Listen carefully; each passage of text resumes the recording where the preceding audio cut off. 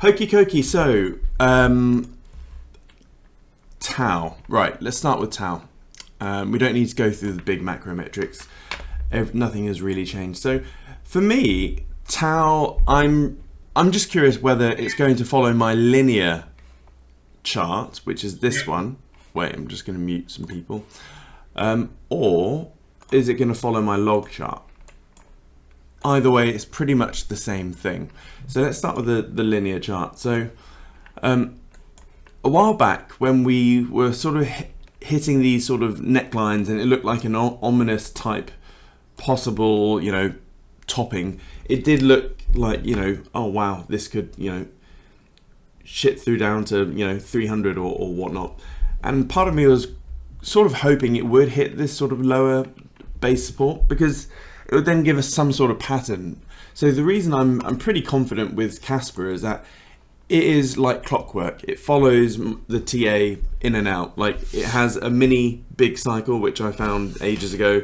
The cycles are 8 to 12 months now, and it is somewhat predictable. So Kaspa I'm happy with, and that's why I've happily sold. I have been in Kaspa recently, so I sold a massive chunk when it was around 18 cents, and then I sold the rest of it when we had that pullback at 15 cents, which hopefully I remember shouting about that quite a lot on a trading pub and some tech, so hopefully you got out there because it did then drop even further. So I've got my allocation back, but I still want a bit more. So what I did is I bought back the same amount of Kaspa that I had, way up here, which meant that I didn't have to spend as much dollars or USDT, if that makes sense. If I use the same amount of USDT to buy into Kaspa right now, I'd have way more Kaspa, but I've just left that surplus in Tao just for the moment. But I do want more Kaspa because there are big developments brewing in the background there. But let's jump back to Tao. So either way, I'm looking at $1,000 May time, at least. Which sounds pretty crazy to say, doesn't it? We're basically going to get a doubling by May time. So that's that's the lower estimation if it's the linear route.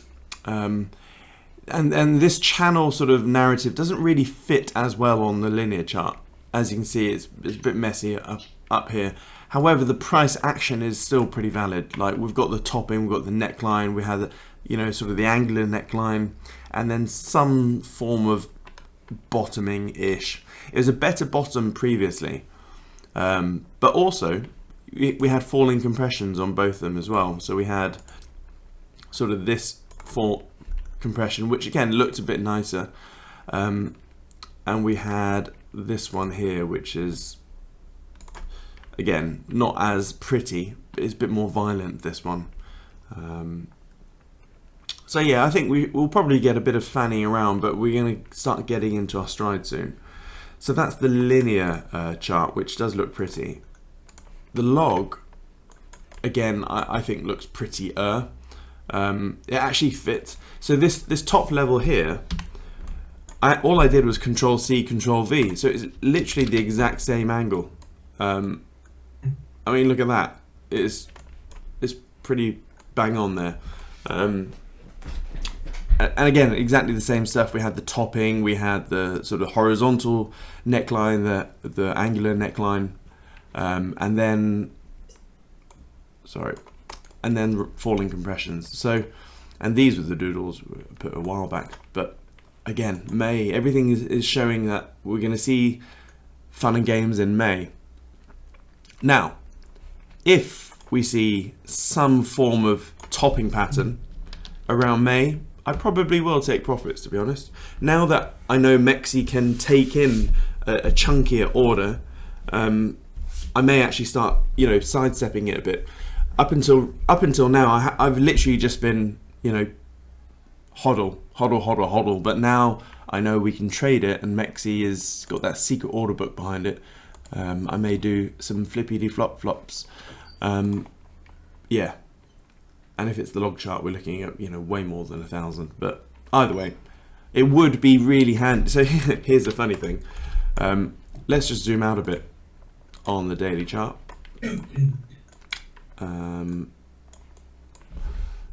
And let's just extend this. And I don't think, by the way, it will follow this trend perfectly. As in, it will probably break it down, because I remember ETH did something similar for a while back in 2017 and in 2021. What actually ends up happening is that it breaks to the upside. So with something like this, you sort of think that, oh yeah, it's going to, you know, fizzle out this way. And in most things it does, but this is going to move like Ethereum did in 2017. So the crazy part of me actually thinks it's going to break to the north side, maybe. But assuming, you know, we have some sort of similar-ish pattern, something like that, and I think there's a relatively lower probability that we will. The thing that I sort of chuckled at the other day was that by the end of this year, you're looking at 5,000 plus, which, yeah, all my life dreams and wants come true then. But yeah, I'm going to delete all that, because I think it will. My squirrel sense thinks that it will probably go up and down for a bit, and then it will depart, and hopefully depart to the upside. But I don't want to promise too many things. So that's Tao. Let's look at Kaspa again on the linear chart. The hole got filled.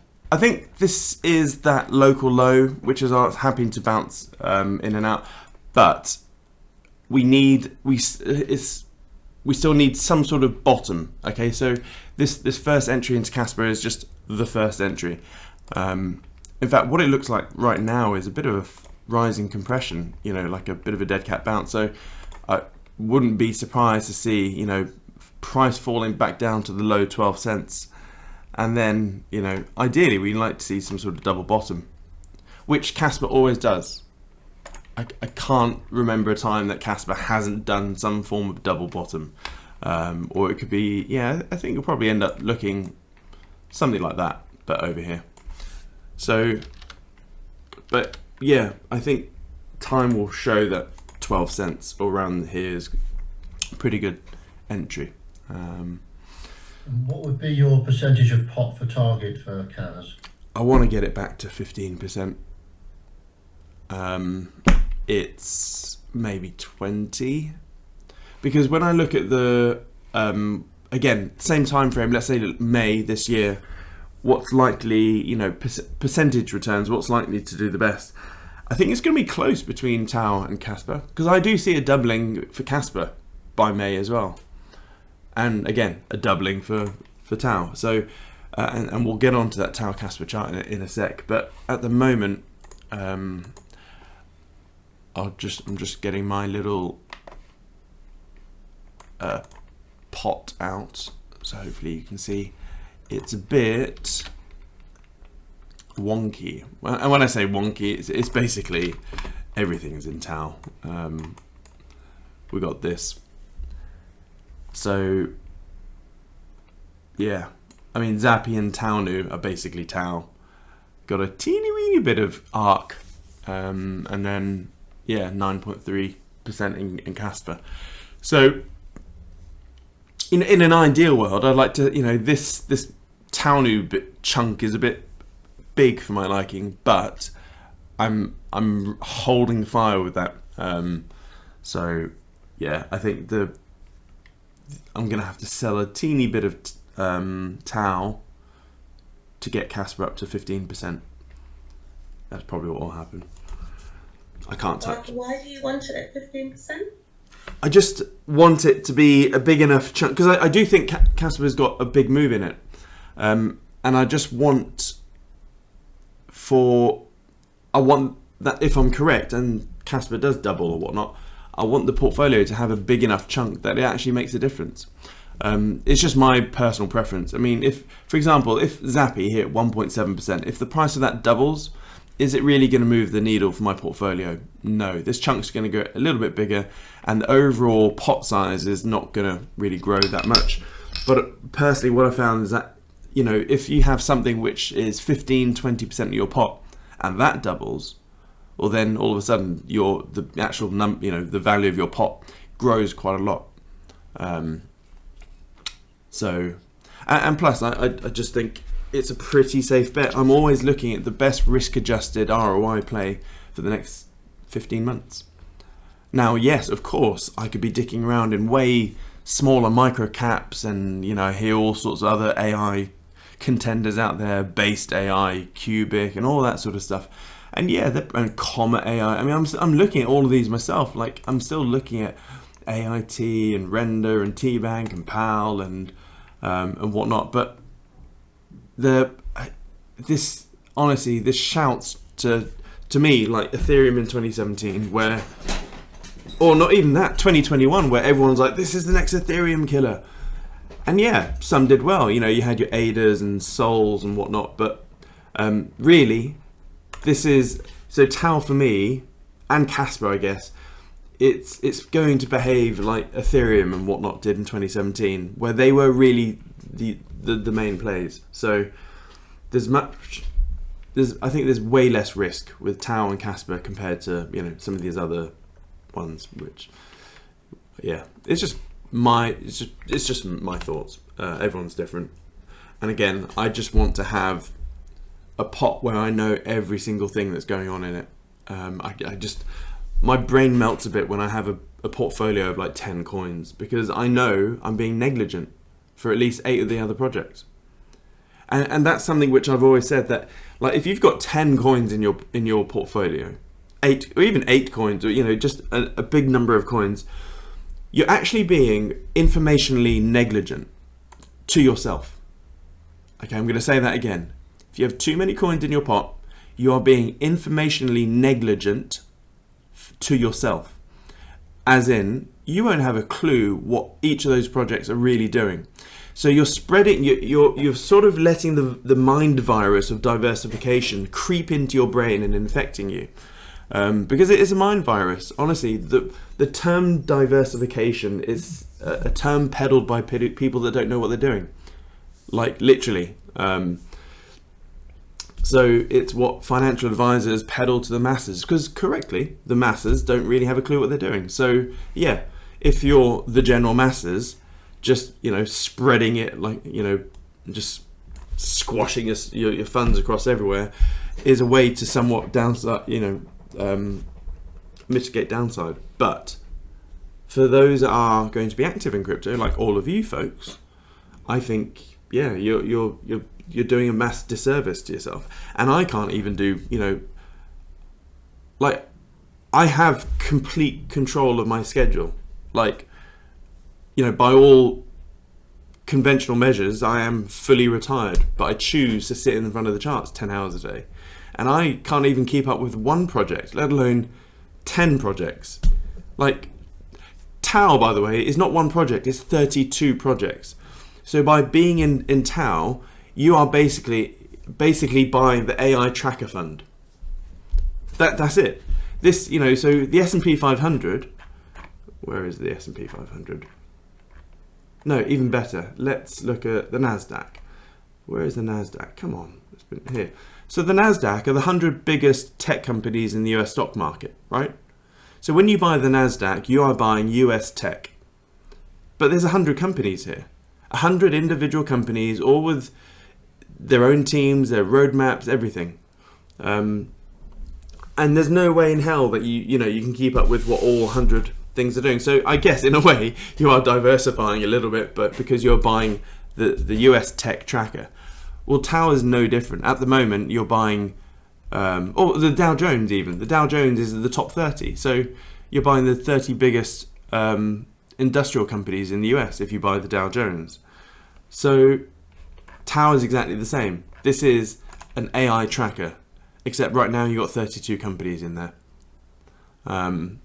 So my job is, yeah, I'm happy with TAO, and my job is to try and understand what the hell these 32 subnets are doing.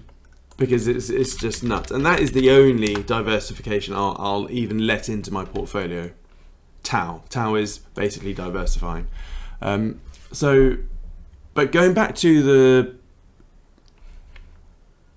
One second, I'm just going to stop a video. So someone's literally getting dressed in front of the camera.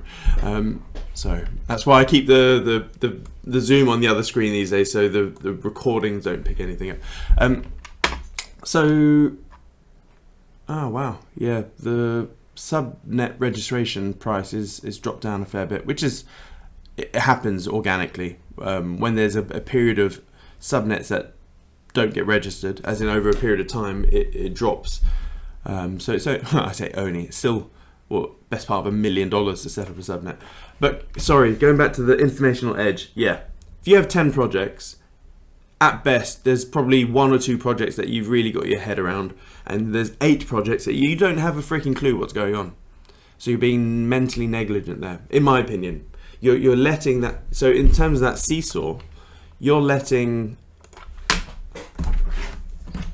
come on, paint, where are you? Everything's a seesaw in life. So here, you're letting the diversification virus trump knowing your bag, basically.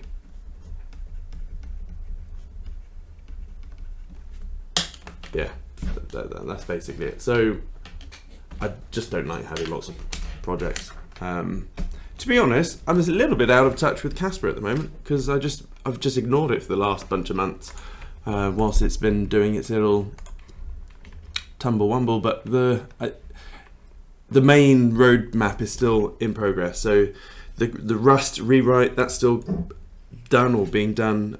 Dagnite still there. We've got the new smart contracts which are coming, and there's Kaspa's more likely to get a tier 1 listing long before TAO. So yeah, I think this will still be good. So let's look at it on my old fractal. Now, with my fractal model for Kaspa, it looks like, oh, you got it wrong, Siam. It looks like it's departed, and it hasn't. So the only thing that's happened is that price has moved a bit higher than my fractal, and then it's somewhat paused a bit. So the price action is the same. All that's different is that, you know, so in fact, instead of moving it, because I want to keep it how I originally did it, let's just doodle on it. So we've got this little chunk here, which is this chunk. We have the drop, which is this. Oh, sorry, probably this. So this bit's been a little bit more extended. So what's left now? We've got the big run up to be had. So the price action is the same. We just waiting for this next run up. Now everyone, you know, and this next run up I see between 20 to 30 cents, by the way. And that's sort of my more pessimistic outlook. But so again, in May, that same May time, seeing as the price, by the way, is higher than my ghost feed. My ghost feed in May was sort of really looking at 20 cents to May, June, 20 to 30. So I wouldn't be surprised if we saw 25, 30 cents for Kaspa in the next coming months. Which then leads me to think, what's going to go faster, TAO KAS? And then we've got to look at the TAO KAS chart. Now, I think it's probably time we tidy this up, because it's turned into a bit of a mess, to be honest. So I'm just going to delete a few bits and bobs. Oh dear Lord, don't adjust settings. It's weird. I've realised recently that I say things like, oh my God, or oh dear Lord, quite a lot. Yeah. I'm anti-religious. I need to come up with another blasphemy or another, like, dear Elon. I don't know. So we've got this compounded sort of Russian doll of inverted head and shoulders constantly playing out here. This is the main sort of neckline here, which we've Kobo'd off over here. And it seems like we're having another bit of an attack. And to be frank with you, there's no real pattern here. Nothing that I can really see. I can force a pattern, sure, but yeah, there's nothing that sort of jumps out. All I can sort of, you know, if I was to force something, I'd say, yeah, there's, well, mind you, it's not really a forcing. That is somewhat of a falling compression, and we've broken out of it. And therefore, you know, we should see at least, where's my doodle? Come on. You know, something like this being hit. I think that's probably the cleanest pattern I can find, but really, in the sort of bigger picture, I think there's just more, this is just noise, really. I think there's just going to be a bit of noise above this neckline, and then eventually we're just going to shoot up here. So, but I think, yeah, that falling compression is probably the best thing. And whilst going up there, we may have this little sort of support level that it just caterpillars off. We'll see. Again, not much of conviction or confidence in that at the moment. I think we're just gonna, for me, all I'm gonna do is I just want to set up my portfolio how I want it. I want 15% Kaspa, the rest effectively Tao, and then sit on my hands, and then just see which one's gonna win the race. The other race that we did, remember a while back, Kaspa and Claw were exactly the same price of 14 cents. Do you remember that? And I was going, hey, let's see who wins. Looks like Claw won by a country mile. Now, it doesn't mean this is a better project. It just means that it's a newer project, way lower market cap, and different tokenomics. So that's something to, you know, always factor in the tokenomics whenever you're looking at something with, you know, different prices. This just has way less tokens than Kaspa. So, of course, being a much lower market cap, this, you know, it went from 14 cents and banged up. I'll come back to Claw. So yeah, Tao Kaspa, just, yeah. Tao Nu, again, falling compression, it's busted out. I actually bought a teeny weeny bit last night. It probably wasn't worth even texting it, but yeah, it's just, yeah, just bought a little bit more. The Mexi chart on Tao Nu is just going to look messy for the next 6 months because, you know, that's when it started. So it'll need a fair bit more data. So that's why I look at both. And also, every now and then you'll see a bit of an arbitrage. You know, you can see right now there's not much of an arbitrage.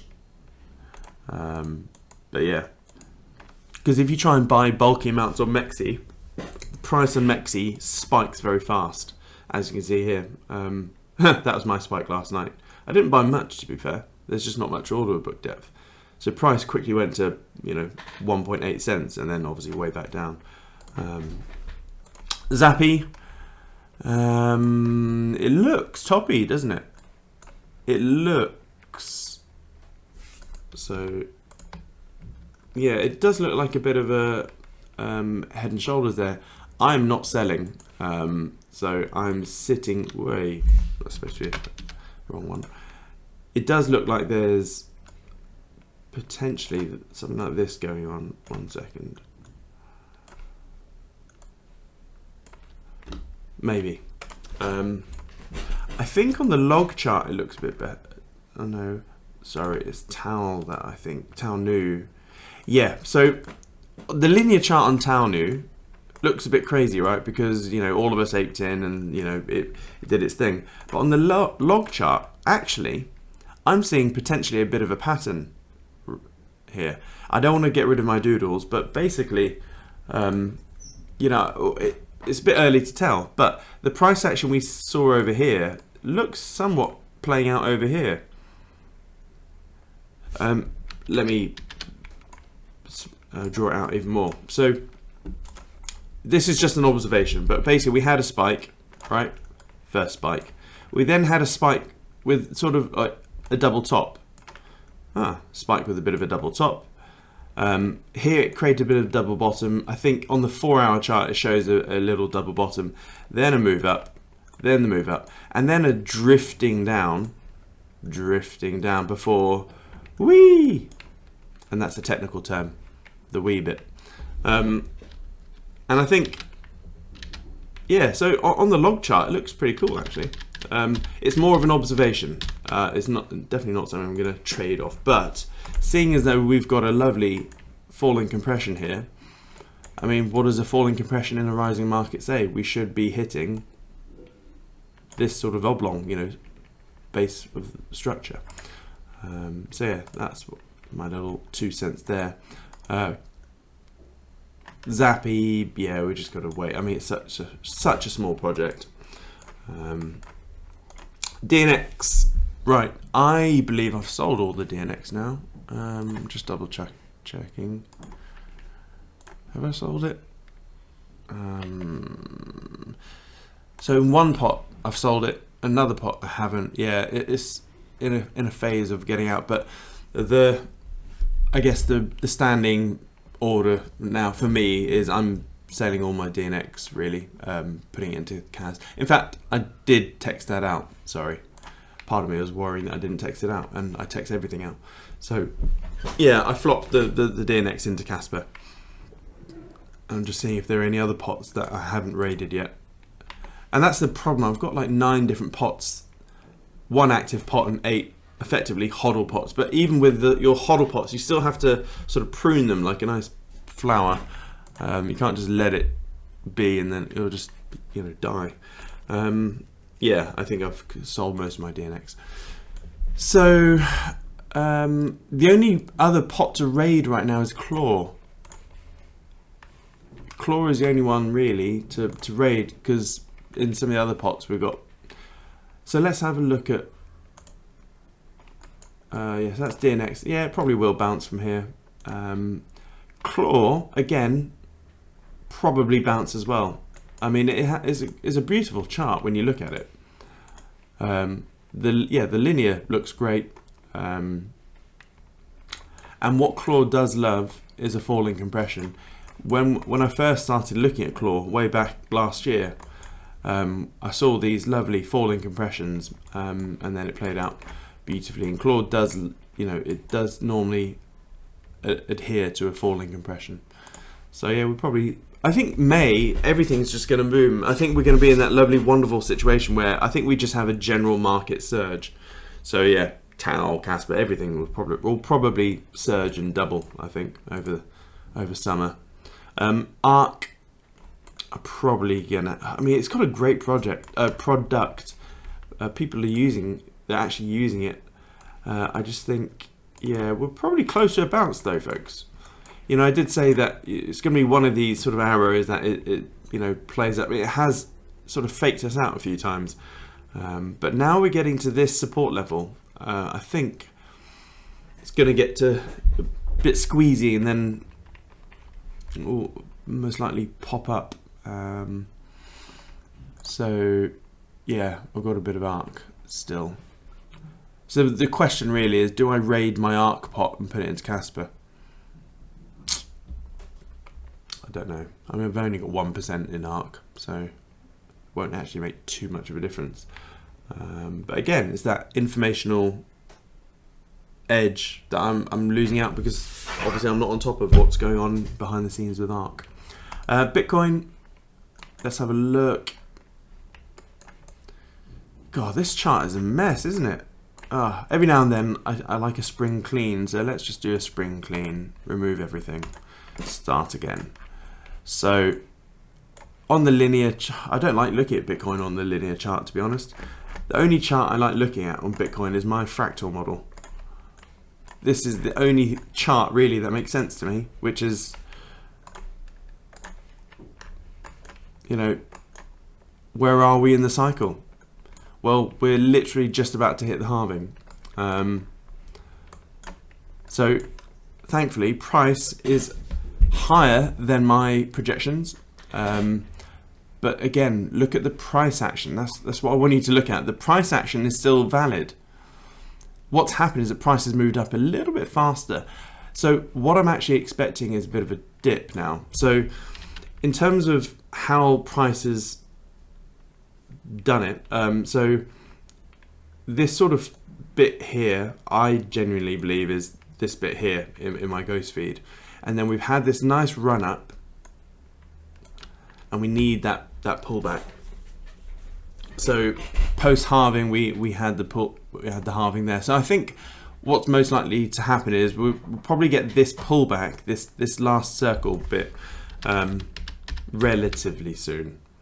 I mean, at least if we extend this line over here, I mean, Bitcoin is literally gagging to be, hitting these sort of high 50s, low 60k levels at the very least.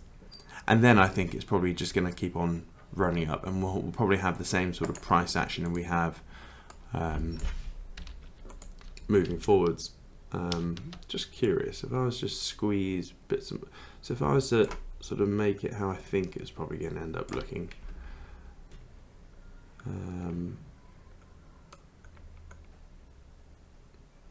Yeah, it's going to be, I reckon it will be something like that. So if we make this one,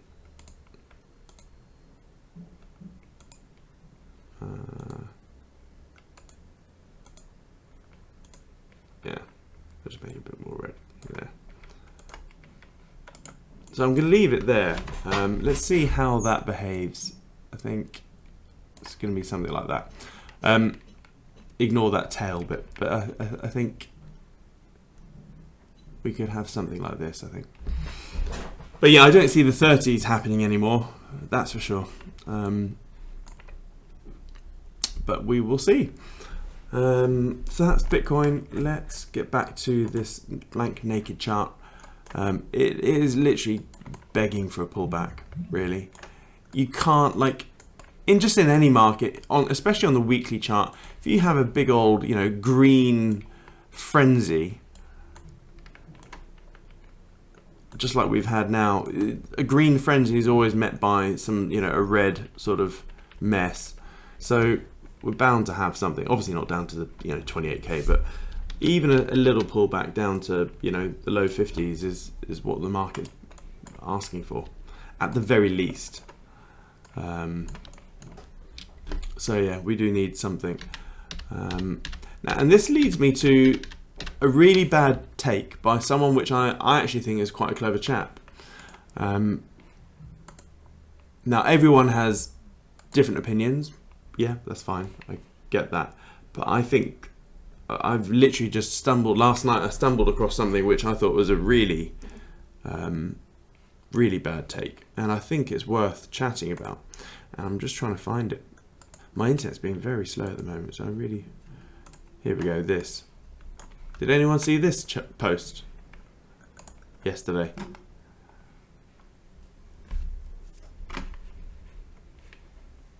So this is the head researcher for Uphold, Dr. Martin Heisenbeck. He's basically, yeah, so he got this chart from, it looks like a Glassnode chart, and he's saying the last time long-term holders sold so much and euphoria was so high, we entered a 2-year bear market. Really bad call. I do not see this happening. And this guy's normally on the point, but I think he's ignoring some massive macro stuff. Like, you can't discount the ETFs that are happening right now. You really can't.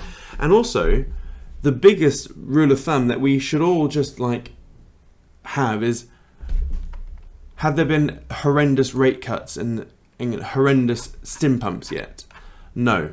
So the chart that moves the world really is the US Fed funds rate. Okay? You absolutely cannot ever, here we go, if we just, you cannot have some of the fastest rates ever to then just stay high forever. It doesn't work like that. We will absolutely 100% see a massive rate cut over the next, at some point over the next 18 months. And during that rate cut, they will stim pump into oblivion. We will see more M2 dollars being printed in 24-25 than we've seen probably from 2020 onwards. Like, the amount that they're going to print will be, trillions, like at least 3 to 5 trillion, just like just like that. So we cannot have a bear market without until we've had rate cuts and stim pumps, and then the bear market happens 6 to 12 months after that. Every freaking time. So no, there's not going to be a 2-year bear market. Not yet. We haven't had the crazy pièce de résistance yet, which is, the economy falling on its face, and then the Fed trying to get the defibrillators out. That is literally what happens. So yeah, crypto is basically this little thing that it's waiting for that defibrillator for it to bounce. Weirdly, I've never looked at rates, this chart on the log chart before. Wow. That's interesting, isn't it? When you look at the Fed funds rate on the log chart, it shows you how horrendous this rate hike has been. It's been one of the worst rate hikes ever. It's also going to make beautiful setup for one of the most horrendous cuttings in rates ever as well. So yeah, so when you're next worried about your bag and you're like, oh, I don't know what's going to happen, just come back to this chart. Have rates absolutely shat the bed yet? No. And have we had a fire hose of liquidity jumping in? The other thing is that if you go back to this liquidity cycle, we're here, folks. We've barely started with global liquidity. So no, absolutely no. The worst possible sort of situation I see happening is a double fake out. So the last cycle we had a double fake, like a fake high, didn't we? So if you go back to 2021, Bitcoin ran up really fast, and then it cooled down for a fair bit, and then hit the all-time high. So yeah, will that happen? Quite possibly. Yeah, we could probably see, nice running up. Let's say May, back end of this year, we have lovely rallying. Bitcoin could be 80 odd K. Let's say, or no, a bit more really. 80. Let's say 70 to 100K Bitcoin probably by end of this summer. Everything looks great, and then what happens? Some sort of economic meltdown happens, or the first tremor, where we have the first blip in stock market starting to falter because, I don't know, pick any number of reasons out of a hat, and then yeah, we could have a bit of a tumble, and then it sort of races up, very similar to this. So I see that as a realistic possibility, because all the indicators shout for an economic recession pretty soon, back end of this year, sometime next year. And that will drag crypto down temporarily before it disconnects. So now, here we go. The other reason why this is nowhere near an all-time high yet, or a 2-year bear market, is because the dynamics between alts and Bitcoin will play out this cycle. Nothing has changed. And that means Bitcoin is yet to have its real play in the sun. So I drew this 60% sort of hole years ago. Like, we were way back here when I said, oh yeah, Bitcoin's probably going to rally up to 60% and then dump. In terms of market share, we haven't had that yet. So, and thankfully, we can see Bitcoin starting to break out of this sort of resistance here. And I do think Bitcoin will hit at some point 60% of the market. So Bitcoin breaks out first, and then alts get their running shoes on. And that's when you see Bitcoin lose a lot of market cap. So the best way to look at that is the ETH to Bitcoin chart. So at the moment, what have I said for frickin' ever? ETH should fall to its knees against Bitcoin, hopefully, onto this massive support level, into one of these circles. And then ETH and the alts will start racing up. And it looks like we're getting there, very slowly. The other thing that we need to consider is the potential fall in compression that could put a little spanner in the works, and it's that.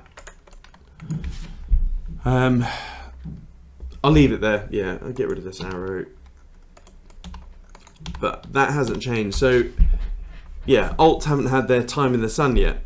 So I know a lot of our coins have mooned pretty well. So if you've been playing with TAO, Kaspa, or any of the AI coins, or some of the the hype coins, yeah, we've had a nice run recently.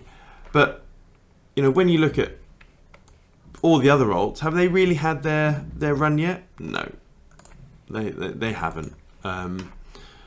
And this is really hard. I've got a really good friend that just won't listen to me, and he's obsessed with Cardano. And I've tried so hard to the point where I think it's actually hurting, or it's probably I've already done too much damage, to be honest.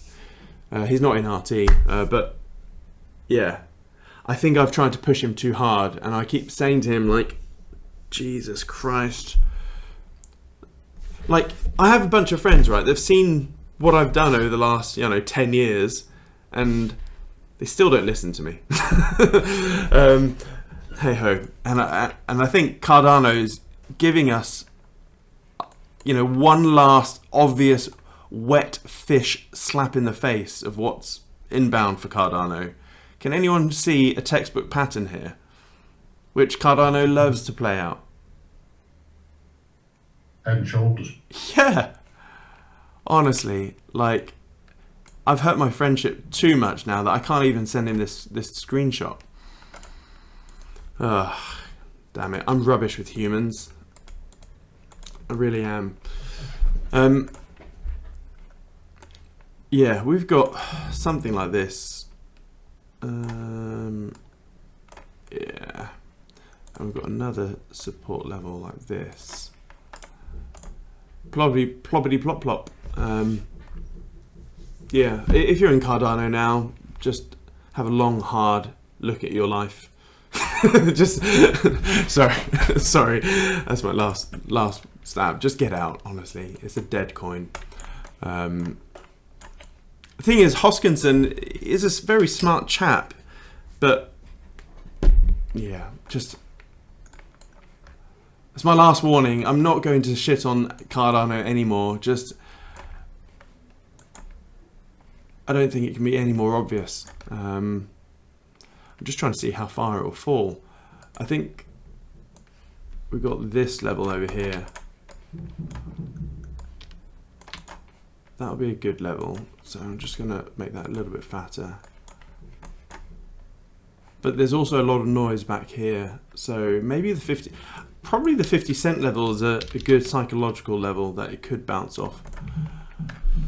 Either way. Levels would then make a Russian head and shoulders bigger one, wouldn't it? Yeah, it would actually. And like, we've got this big double bottom here, which, has bounced up nicely. Now, to be fair, yeah, since, end of last year to now, it's done well, but so has pretty much most things. But will it ever get, back up to here? That's a question I'm not sure, to be honest, because it's not the right cycle. Cardano had its time in the smart contract cycle. This is the AI and RWA cycle now, mainly AI cycle. So, and going back to Kaspa, by the way, this is the only reason why, Kaspa is not, 50% of my pot, and it's not 50-50 TAO, because this is the AI cycle, and Kaspa has nothing to do with the AI cycle. Therefore, it won't have that crazy tsunami of a hype wave behind it. Kaspa will do well in of itself, regardless of the cycle, because it's such a freaking good coin. So it will do well, but just not as well as TAO, in my opinion. So, but yeah, go back to Cardano. Just yeah, and I still have XRP buddies. Like, why is that? Yeah. So alts haven't had their time in the sun yet, folks. They've done well, since last year. Pretty much any coin has done well from the low of October last year to now. But that is not the alt cycle, and I think a lot of people online are mistaking this rally here as the alt cycle. No, no, no, no, no. We haven't even started. Yeah. Let's have a look at DOT. No, I have zero shits for DOT. In fact, all of the other legacy coins, you probably heard me say the legacy coins, they're just all, yeah, they're just the legacy coins. That's all I'm going to say. I don't really want to be playing with anything that was born in the previous cycle. I want to be playing with things that were born in the bear market and done well in the bear market. You know, one of my criteria 2 years ago was what bear market coins were born that were fair launched. And the only two that I can really, you know, the only two fair launched bear market coins that have done well are TAO and Kaspa. There are probably others which I haven't seen, but yeah.